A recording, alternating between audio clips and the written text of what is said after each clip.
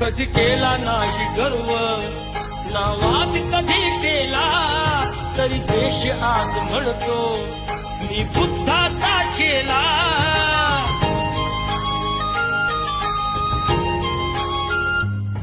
कधी केला नाही गर्व नावात कधी केला तरी देश आज म्हणतो मी बुद्धाचा चेला.